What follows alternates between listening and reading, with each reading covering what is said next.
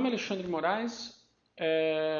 Eu gostaria de inicialmente agradecer a organização da Flipside e do Mindsec por estar aqui hoje fazendo essa apresentação para vocês. Eu trabalho na BlackBerry Silence, eu sou responsável pelo time de Systems Engineers na América Latina.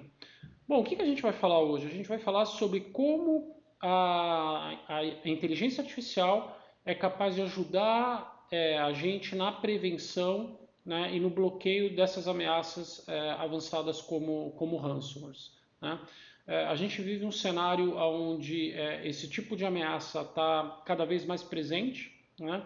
Então é importante a gente entender que existem tecnologias que permitem que nos prevenimos contra esse tipo de ameaça, tá?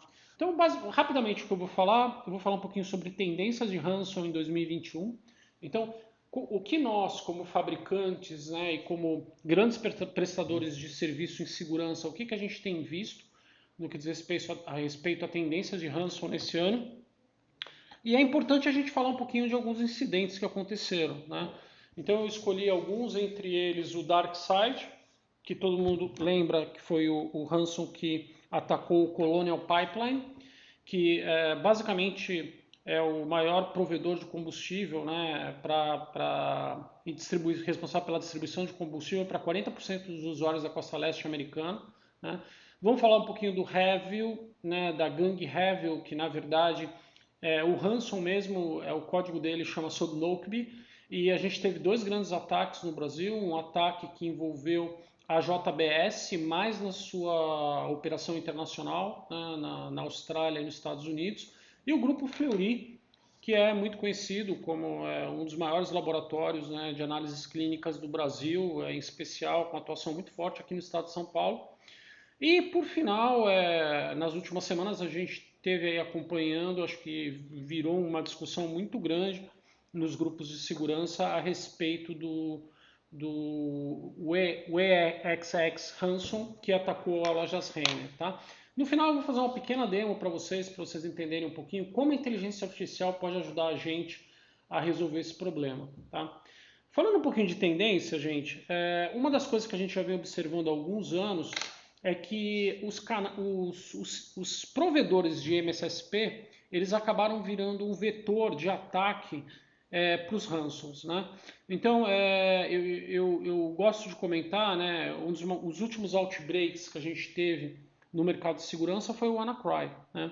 E o WannaCry em 2017, vocês devem estar lembrados que um grande provedor de serviços espanhol, né, foi basicamente a origem, né, do ataque. A partir dele, você teve uma disseminação numa quantidade muito grande de empresas espanholas com o ransom, e aí o negócio foi ganhando escala até virar esse outbreak global que foi o WannaCry, tá? Então isso é uma tendência, né, muito importante reforçar a segurança desses service providers, porque na verdade eles têm conexão com as grandes corporações, né? Muitas vezes eles estão gestionando servidores dessas organizações, então existe uma tendência de os atacantes irem atrás, né, desses provedores, tentar atacar a infraestrutura deles. É uma tendência de ransom as a service, então existem várias gangues, vários criminosos que oferecem, né, plataformas para a criação de ransom e oferecer isso em conjunto com os atacantes, né, num modelo de revenue service, onde eles dividem o resultado que eles têm obtido com os resgates, né. Uma tendência muito grande de roubo e venda de dados sensíveis. Então, a gente fala muito hoje em dia que os ransoms, eles estão as gangues de ransom, elas estão evoluindo e elas estão cometendo uma dupla ou uma tripla extorsão, né? Por que isso? Porque além de cobrar para poder resgatar os dados, né, antes de encriptar os dados, eles acabam coletando esses dados e acabam extorquindo os clientes, dizendo que se eles não pagarem, eles vão publicar os dados como base de dados de cliente, por exemplo, na internet, né? E a tripla extorsão é que em algumas vezes eles têm ameaçado os clientes de também iniciar um ataque de negação de serviço contra a infraestrutura deles, né? Então a gente está vendo cada vez mais esses criminosos digitais evoluindo, né, nessa questão dos ataques e querendo não deixar o cliente sem opção, né, de não realizar o pagamento realizando essas extorsões, né? Existe uma interação muito grande entre os principais grupos de hackers, né, nesses ataques. Então a gente vê vários grupos russos, né, como o Ryuk, o Trickbot, o Emotet, o Revil e o Maze, interagindo entre eles, onde eles trocam código dos ransomwares que eles vão estar utilizando e eles fazem ataques também de uma maneira sincronizada. Tá? Então isso é uma coisa que a gente tem visto muito. Né? Algo que tem acontecido, eu acho que vocês até podem ter acompanhado no caso da Renner, porque vazou na mídia, a questão do pessoal enviar e-mail, né, contendo algum dado sensível para tentar extorquir o cliente, né, até querendo justamente aproveitar a deixa que deixou a LGPD, né, dizendo assim, olha, se você não pagar e essa informação vazar, você corre o risco de ter que pagar uma multa da LGPD ainda, né? Então isso é uma coisa que está começando a acontecer também. O tempo médio para restabelecimento, né? Embora a gente tenha visto aí no mercado alguns restabelecimentos recordes, né? Mas o tempo médio que a gente tem visto é por volta mais ou menos de 23 dias, tá? Bom, aqui a gente tem algumas estatísticas, né, onde a gente consegue ver o preço médio de pagamento. Isso aqui são os dados da Coverware. A gente consegue ver o preço médio que o pessoal está pagando nos resgates de ranço. Né? Então, até o Q3 do ano passado, né, mais ou menos outubro do ano passado, estava tendo um crescimento bem exponencial, né? A gente chegando a um valor médio por volta de 250 mil dólares. Né? Isso está caindo um pouco nos últimos meses. Lembrando que isso aqui é um valor médio, a gente não está querendo falar de um caso específico onde a gente sabe que foram cobrados mais de 1 milhão, 5 milhões de dólares, alguma coisa assim. Né? É mais uma questão da gente analisar a tendência. Os ataques, os vetores de ataque. Então a gente está vendo muito a questão do RDP. Né? O RDP é algo que ficou complicado com a pandemia, porque muitas empresas começaram a liberar o serviço de RDP pela internet, né, para permitir que os usuários tenham acesso aos serviços internos. Né, e isso acabou gerando essa vulnerabilidade, porque a gente sabe que o serviço do RDP tem várias vulnerabilidades que os hackers acabaram explorando. Né, e a partir do momento que você tem um RDP desse publicado na internet, ele acaba sendo uma porta de entrada. Né. O phishing, então vocês podem ver que tem uma tendência de crescimento do phishing, né, sempre foi e sempre vai ser. Né, o problema da engenharia social e como muitas vezes os funcionários não estão treinados e acabam clicando em links ou abrindo documentos que recebem pelo e-mail, né, de origem duvidosa, e acabam sendo a porta de entrada. Né? Então esses são os principais vulnerabilidades de software. Né? Cada dia mais os hackers exploram isso como uma maneira de poder estar também usando isso como um canal de entrada. Esse dado é um dado bem interessante, onde a gente pode ver que a grande maioria das empresas que são vítimas, né, são as empresas que têm um tamanho médio das empresas aqui do Brasil, né, entre 100 a 1.000 funcionários. Né. Esses grandes ataques que a gente teve, né, que aqui no Brasil, principalmente com empresas de mais de 10 mil funcionários, né, na estatística mundial eles estão por volta mais ou menos de 20%, né, de todos os ataques. Tá? Então, quer dizer, o grande público mesmo para ransom, né, tem muita gente que acha assim, isso só vai ocorrer com uma grande corporação, e a gente sabe que isso não é verdade. Né? As pequenas e médias empresas também são vítimas, né? E são as que são mais afetadas por ransom. Né? O que está acontecendo hoje no que diz respeito à questão da dupla extorsão? Né?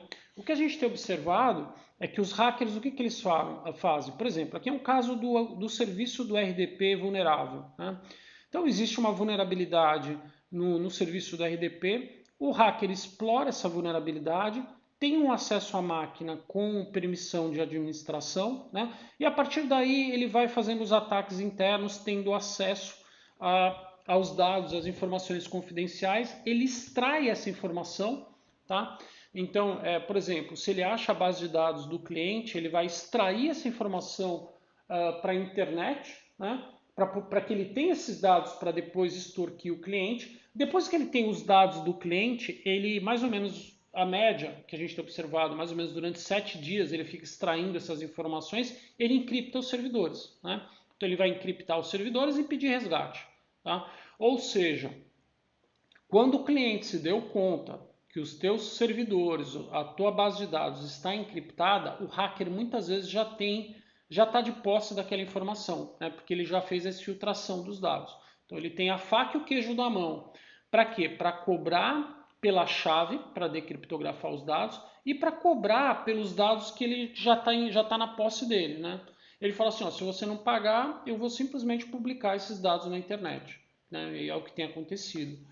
Bom, pessoal, então vamos falar um pouquinho de alguns casos, né? Primeiro deles, o DarkSide, né, de 2021.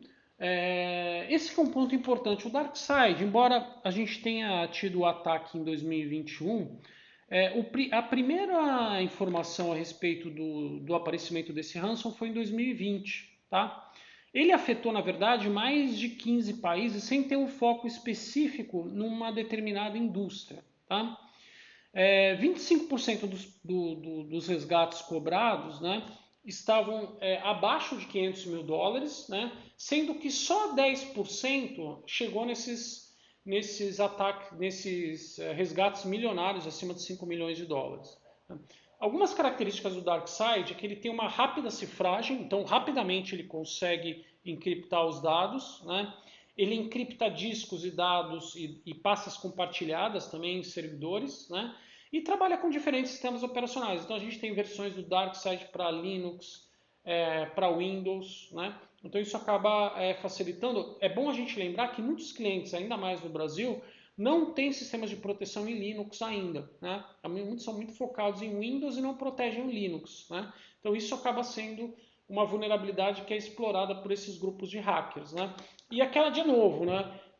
O Colonial Pipeline, eles usavam um antivírus, um sistema de proteção tradicional, né? E a gente pôde ver que, mesmo uma ameaça conhecida desde agosto de 2020, né, os sistemas de antivírus não foram capazes de deter o DarkSide, e a gente viu muito bem o que aconteceu, né, com essa questão do oleoduto dos Estados Unidos. Né? Teve um impacto muito grande. Né?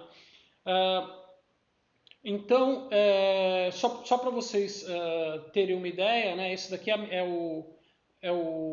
mensagem que ocorre, né, quando você infecta com o DarkSide, onde ele vai pedir o resgate. Né? Bom, depois a gente tem um que é responsável por 40%, né, de todas a receita que ocorreu em ransom no último ano foi o Sodinokibi. Né? Então, o Sodinokibi foi um ransom que foi criado pelo grupo Revil, né? Um grupo russo, né? uma gangue russa. Né? Eles têm um serviço de ransom as a service. Eles trabalham com dupla ou tripla extorsão. Então, como eu falei com vocês, pedir dinheiro pela chave, pedir dinheiro pelos dados da empresa que eles já capturaram para que eles não publiquem na internet, pedir dinheiro para que o cliente não sofra um ataque de negação de serviço para eles. Então isso eu acho que a gente chama da tripla extorsão. Uma coisa interessante é que o código do Sodinokibi é muito parecido com o Gang Crab, que é um outro ransom, né, também de origem russa. Né, então daí dá para ver que existe uma interação muito grande com esses grupos de hackers. Né? O Sodinokibi ele pode usar como vetor uma vulnerabilidade de software que ele explora, né? Ou mesmo aquela vulnerabilidade do serviço do RDP, né? Que a gente já comentou antes. Né? Normalmente ele acaba apagando os shadow copies da máquina, né? Para evitar que alguém tente restaurar um shadow copy de um arquivo que tinha sido cifrado. Né? Então é a primeira coisa que ele faz. Né?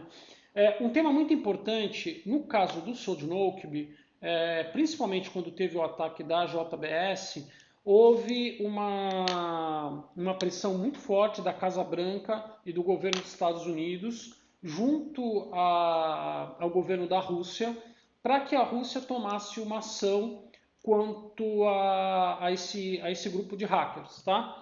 Tanto que em 14 de julho houve uma nota na internet onde na verdade foi anunciado que o Revil, a gangue, né, do Revil Ransom, simplesmente o pessoal estava se aposentando, eles estavam deixando de operar, né? Muito disso, né, se deve a essa pressão do governo dos Estados Unidos contra o governo russo, né, para que eles tomassem uma ação contra esse grupo de hackers russos. Tá? Bom, eu vou aqui colocar algumas vítimas para vocês. Aqui eu não quero comentar a respeito de nenhum dos ataques relacionados a essas empresas, tá? Aqui eu tenho um link de algumas informações que são públicas, né? Onde comenta, por exemplo, na própria revista Exame, a gente tem um comentário que a JBS pagou 11 milhões de dólares para poder restabelecer os dados, né? Isso são informações públicas. O grupo Fleury, né, esse site CISO Advisor, ele comenta que o grupo Fleury provavelmente tenha pago um resgate em torno de 5 milhões de dólares. Tudo isso são suposições, né, à medida a partir nesse momento a gente não tem uma informação concreta que esses resgates tenham efetivamente sido pagos, né? E o TJ Rio Grande do Sul, também no site Baguete lá do Rio Grande do Sul, tem informação a respeito que também foi atacado e que, na verdade, o TJ ele não fez o pagamento, né? Então, isso é um ponto muito polêmico, né? Pagar ou não pagar, né? A gente sempre fica nessa dúvida, né? E normalmente o que pode acontecer também é que o pagamento de um ransom não te dá uma garantia de 100% que você vai restabelecer os dados, tá? Isso é um ponto muito importante. O que a gente tem observado no mercado são que as empresas que conseguem se restabelecer mais rapidamente são empresas que eventualmente tenham feito o pagamento, tá? Bom, vamos falar um pouquinho agora sobre a Lojas Renner, né, o EXX, né? De novo, né, a gente não está falando de nada novo, a gente está falando do EXX, o primeiro reporte dele foi de 2017, ou seja, 4 anos atrás, né? Uma variante desse ransom foi a que foi usada no Brasil contra a Lojas Renner, é uma variante que chama Defray 777. Né? Como que ele começa? Ele começa basicamente por uma campanha, né, de phishing, né, onde um e-mail é mandado com um documento infectado, né, o que a gente chama de um weaponized document. Né? O alvo são servidores e infraestrutura Windows e Linux. Né? Esse ransom, quando ele executa, ele se camufla como dois processos conhecidos, né, como o Explorer.exe e o Task Manager.exe, e ele exige um pagamento mínimo, né, de $5.000. Né? A gente sabe que, na verdade, houve um comunicado oficial da Lojas Renner que eles não efetuaram o pagamento, né? Mas teve uma notícia na internet que chegou a algo em torno de 1 bilhão, né? Um negócio absurdo, né? Aquilo ali, para mim, não se tratava de um fake news, né? Porque 1 bilhão é um negócio absurdo, né? Para o pagamento de um ransom, né? Mas a gente teve aí, eu acho que a gente pode ter até um caso, o Brasil virar um case de tão rápido que uma empresa conseguiu se restabelecer contra um ataque de ransom, como aconteceu no caso da Lojas Renner. Né? Então aí aqui a gente tem algumas vítimas aí que está na mídia, né? Toda essa informação aqui está na mídia, né? do Defray. Então a gente tem tanto o caso da Lojas Renner, né, que todo mundo acompanhou na mídia, como o caso do STJ também. Né? O caso do STJ foi o mesmo ransom, só que foi em 2020, né, que também acabou afetando o STJ. Né? Bom, vamos falar um pouquinho então, gente, como que a gente consegue combater essas ameaças, né? Bom, eu venho de uma empresa, né? Hoje eu faço parte da BlackBerry, mas eu venho da Cylance, que foi a primeira empresa a utilizar a inteligência artificial no mercado de segurança. Tá? Então, a ideia é o quê? A ideia é voltar a trazer para o mercado o conceito de prevenção. Né? A gente não gastar dinheiro em tentar recuperar, mas sim procurar evitar que a máquina se infecte. Né? Esse é o nosso foco. Né? Então, a gente tem um sistema, tem um algoritmo matemático, né, que ele aprendeu ao longo dos anos, a gente começou a treinar esse modelo em 2012, então ele está praticamente há 9 anos aprendendo a respeito de arquivos bons e arquivos ruins. Então, ele é muito bom para identificar características no código para saber que aquilo é um código malicioso, né? No nosso caso aqui a gente está falando de ransom, então ele tem uma capacidade preditiva para identificar ransom impressionante, né? Na medida que a gente consegue identificar ransoms muitos anos antes, né? Com modelos matemáticos antigos, a gente consegue identificar ransoms de atuais, 2020 e 2021, tá? Aqui, só para vocês terem uma ideia, isso daqui é o que a gente chama de predictive advantage, ou seja, qual que é a vantagem preditiva da nossa tecnologia, né? Então você vê, por exemplo, alguns ransoms aqui como o Maze, onde a gente está falando de 48 meses, né, praticamente 4 anos antes do lançamento do ransom, a gente já detectava. O que quer dizer isso? Isso quer dizer o seguinte, né? O Maze, né, que foi 2020, o nosso produto de 2016, sem nenhuma atualização, ele já tinha capacidade de bloquear o Maze. Tá? E aí segue, né? O DarkSide, vocês estão vendo aqui, 67 meses, o Conte, 67 meses, o Ryuk, 44 meses. Né? Por quê? Porque a gente está usando inteligência artificial. Né? Então a inteligência artificial ela não depende de assinatura, ela não depende de conhecer o malware. Ela não precisa ter um hash, alguma coisa que diga, ó, aquilo é um arquivo malicioso. Ele vai analisar o código e nessa análise de código ele vai saber se aquele arquivo é bom ou aquele arquivo é ruim, tá? Bom, pessoal, eu vou começar daqui a pouquinho a nossa demo. Eu só queria deixar algumas recomendações. O que a gente tem que fazer nesse cenário que a gente está tendo agora, né? Primeiro, a gente precisa usar alguma solução mais inteligente, tá? Então a gente tem que usar um antivírus de nova geração, um EDR, né? Um EDR é uma solução que virou mandatória atualmente, né? Ter uma ferramenta de análise de incidente e resposta, né? Preferencialmente soluções que usem Next Generation e que tenham inteligência artificial. Ou seja, a assinatura tradicional não é suficiente para a gente bloquear esses ransoms. Esses clientes que foram atacados são clientes que usavam soluções tradicionais baseadas em assinatura. Né? Não foi eficiente. A gente precisa usar a inteligência artificial.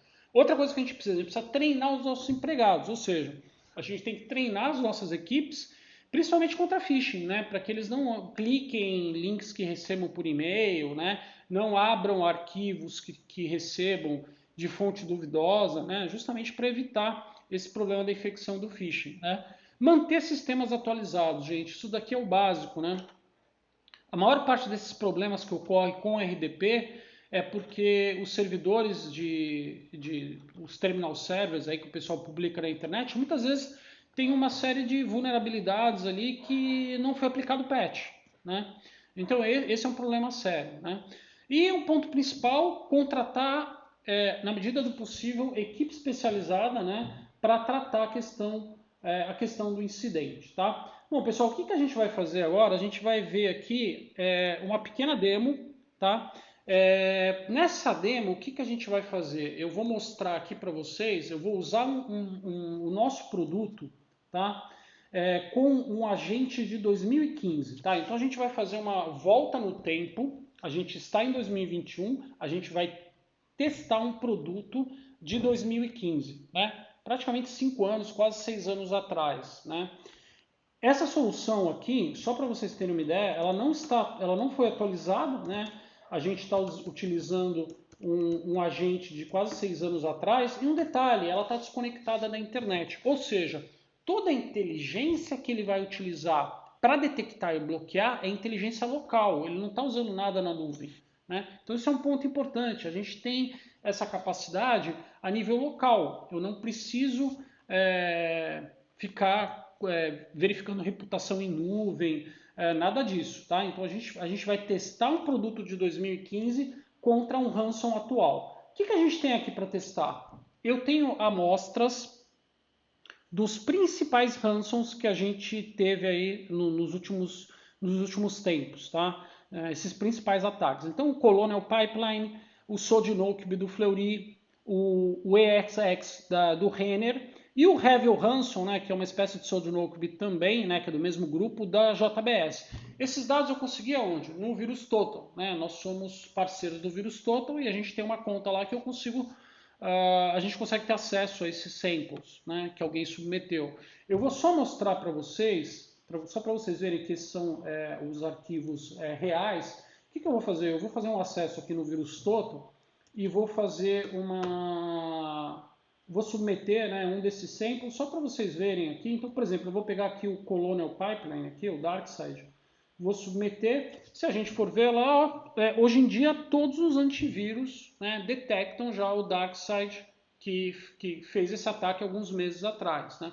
Qual que é o grande problema, gente? Então aqui a gente está vendo toda a lista de soluções que já detecta e bloqueia. Então qualquer antivírus tradicional estaria bloqueando, vamos assim dizer, o DarkSide, né?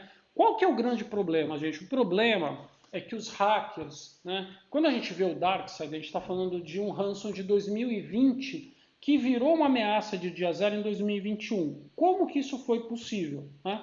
Porque os hackers eles praticamente usaram um packer, que é uma ferramenta onde você recompila o código do ransom. É isso que eu vou fazer aqui com vocês. Ó. Eu vou pegar aqui o Enigma Packer, que é um packer bem conhecido, e eu vou recompilar esse DarkSide aqui. O processo leva mais ou menos 1 minuto. Tá?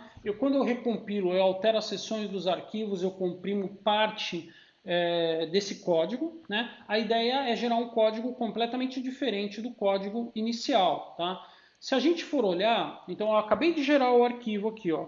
Se a gente for olhar o arquivo original do DarkSide, vocês vão ver que ele é um arquivo que ele tem quase 4 megas aqui, ó. O arquivo que eu, perdão, deixa eu colocar de novo aqui. Isso aqui é a pasta inteira. Se eu pegar aqui o arquivo, a gente vai ver que o arquivo ele tem 60K. Né? Esse arquivo que eu acabei de gerar aqui, se a gente for olhar, ele é um arquivo bem maior. Ó. Então a gente está falando de um arquivo que tem 1 mega. Né?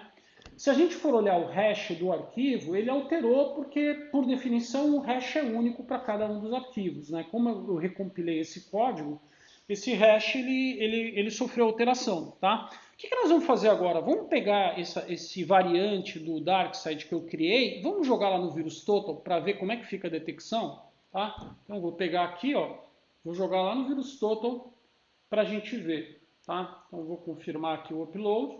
Como é um hash novo, o VirusTotal vai começar a analisar segundo os diferentes engines que o VirusTotal tem. Tá? Então a gente vai ver isso agora. Né? Leva mais ou menos 1 minuto. Né?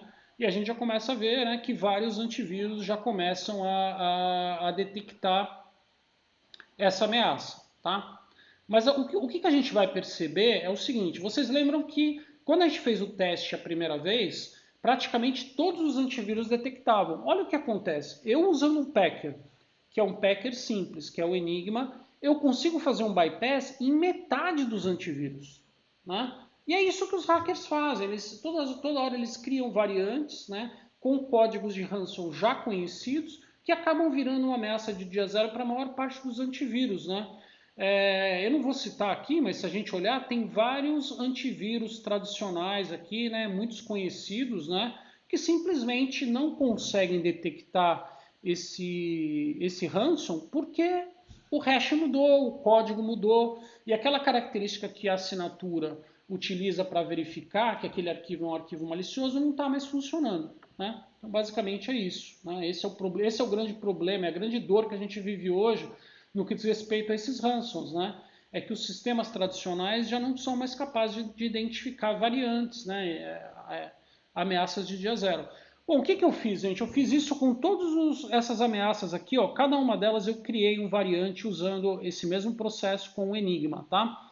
O que a gente vai fazer agora? A gente vai fazer o seguinte, eu estou aqui no Silence de 2015, né? Eu vou fazer o seguinte, aquele diretório lá ele está compartilhado, tá? O que eu vou fazer? Eu vou copiar esses malwares para cá, né? Então, vamos fazer uma viagem no tempo aqui. Como que um ransom de 2020 e 2021 é tratado por um antivírus de nova geração, um antivírus de inteligência artificial de 2015, tá? Então é isso que a gente vai ver aqui, tá? Basicamente, vocês vão ver que ele está trabalhando, ó, ele começou a quarentenar já, então alguns já foram quarentenados, né?